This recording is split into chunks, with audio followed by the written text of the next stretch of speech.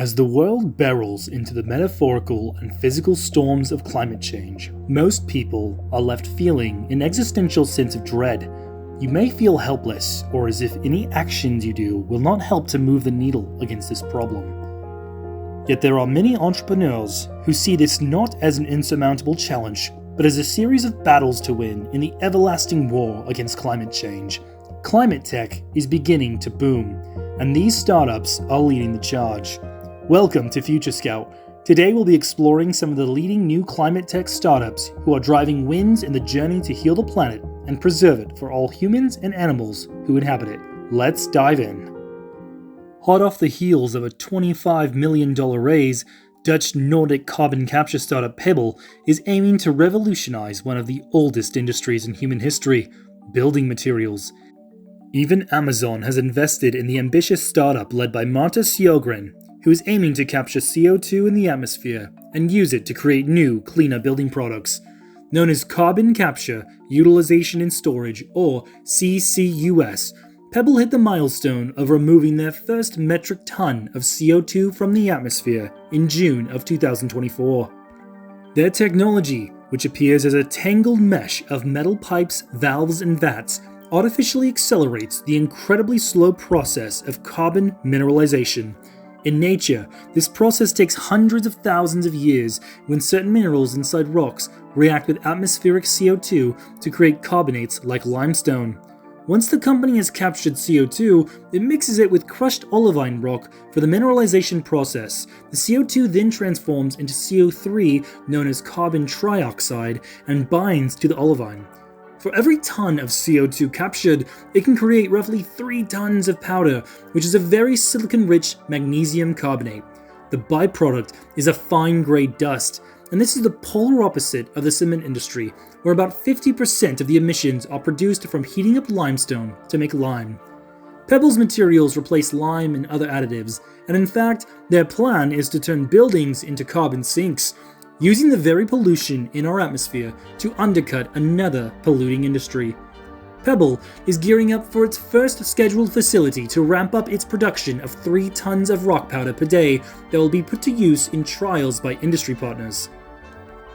By 2027, the startup is aiming for a commercial-grade plant with the primary goal being to bring 1 million tons of its eco-friendly building material to market by 2030. The business model will be selling the rock powder itself and by selling carbon removal credits to the customers and companies looking to offset their emissions. We may eventually come to a point where every new building is created using sustainable technology from companies like Paebbl. One of the other largest challenges to climate change is eliminating the logistic emissions from moving products from point A to point B. And all across the globe, there is tremendous effort spent to move food from farm to table.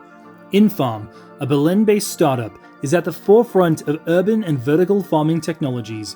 Rather than verticalize a large swath of land, the company aims to distribute modular farms to urban locations. This decentralizes agriculture and allows for lower risk in the agricultural supply chain and heavily reduces the carbon footprint by cultivating food in an urban setting with shorter transport times, rather than a cross-country or even international trek. The company has raised over $600 million in total funding, with the Qatar Investment Authority, or QIA, contributing over $200 million of that to help advance this vision. Vertical farming is an exciting technology in climate tech for numerous reasons. The approach InFarm uses takes way less water and land and makes food access easier to manage on smaller, localized levels. One of the key values that has attracted so many investment dollars is that this approach is not subject to extreme droughts and flooding the way large patches of agricultural land use are. Imagine walking into the supermarket and buying vegetables that were grown within your own city. Those vegetables never had to be inefficiently harvested or put on a truck to interact with the supply chain. They simply traveled a short distance down the road. InFarm is saving up to 95% of land use with this approach, and their website claims they've saved more than 205,000 square meters of land so far, growing the food within their network. With each farm that goes online, they save more land and reduce the emissions needed to move food from that locale. Because of this, they have also saved more than 3 million kilometers of food travel, which equates to about 5 round trips to the moon. Could they have cracked the code to the future of decentralized food networks where people never have to worry about food running out of stock? Because this approach to grow food is in a controlled environment, there is no need to use chemical pesticides, herbicides, or fungicides, meaning InFarm grows food that is expressly organic, further reducing the agricultural costs and giving consumers peace of mind. But the science doesn't simply end there. InFarm prioritizes seeds that have high flavor profile and nutritional density, rather than shelf life, since their decentralized approach does not necessitate crops to last for a long time. With AI-based biofeedback systems adjusting the growing environment of crops based on data harvested directly from the plants in real time, the company is able to continuously optimize conditions for the best possible crops. An approach that would surely be cost prohibitive in industry-scale agriculture.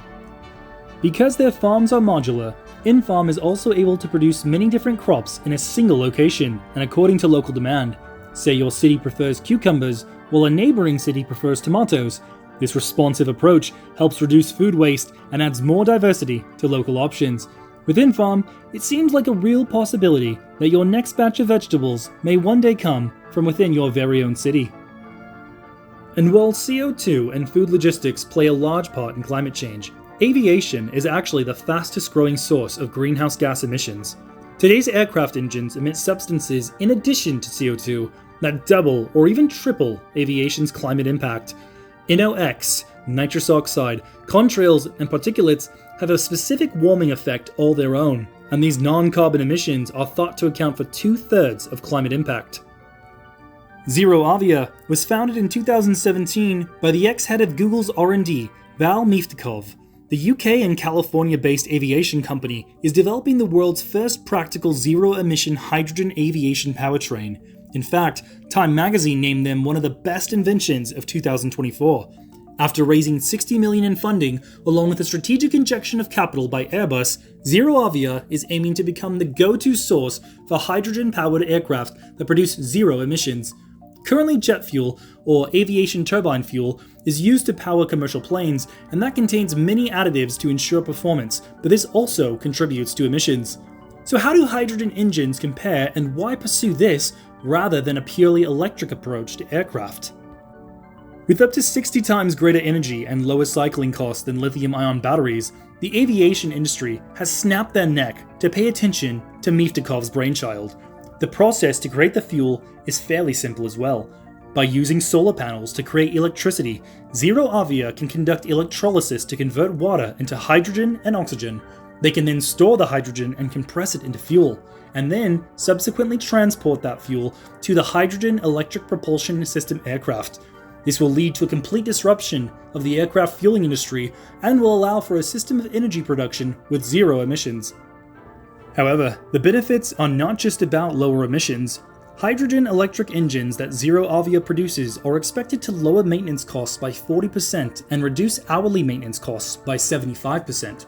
This is a very alluring thought to profit-minded airlines. American Airlines, United Airlines, Alaska Airlines, EcoJet, and Kahana have all begun partnering with ZeroAvia in order to begin implementing their technology.